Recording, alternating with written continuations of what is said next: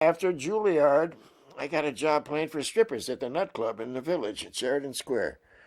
And I'm saying to myself, man, after 4 years, I've studied Stravinsky and Bartok, and I've had pie with Charlie Parker, and I'm not making any progress. I'm playing Harlem Nocturne and da da da da da da da da da da da da da whack.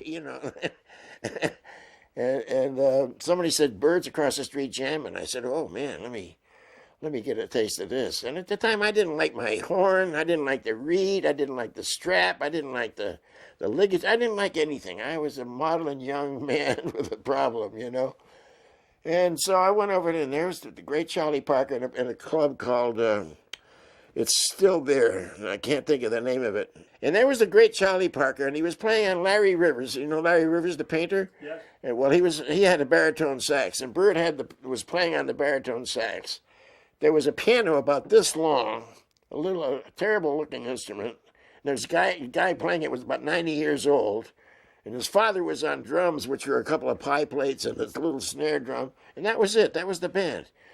And I could see that Bird was having trouble playing the baritone. I said, Mr. Parker, man, would you like to play my alto? I'm right across the street and I'm on a long break. He said, yeah, that'd be cool. This baritone's kicking my ass. So I ran across 7th Avenue, got my alto, brought it back, and I got on the bandstand. He's sitting here and I'm sitting there.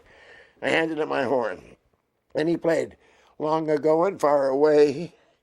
And all of a sudden, I'm listening to my horn, and there's nothing wrong with the reed. There's nothing wrong with the mouthpiece. I mean, even the strap sounded good. And he hands me the horn. He said, now you play. Oh, man, I run across a lot of young kids when I do master classes or teach.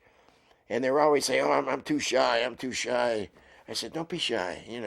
You got it. Sometimes when you knock on the door and it opens, that opportunity answers, shy ain't gonna cut it, man. And when Bird said, now you play, my shyness disappeared. I mean, I was scared to death. I'm not talking about the fear of quotient, but I knew I had to come up with something. I'm playing for Bird, man, and I knew the song.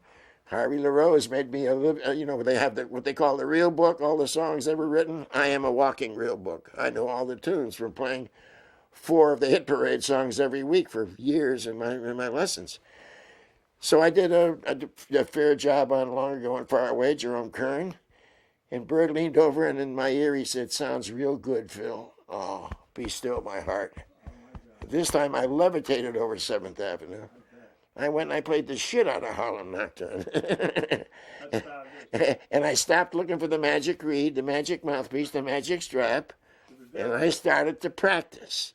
And I started to focus, and I stopped being a maudlin, sad young man. I became an artist. From those, it sounds real good, Phil. So I didn't know whether I was making progress. But when Bird said, you're doing okay, the path was clear.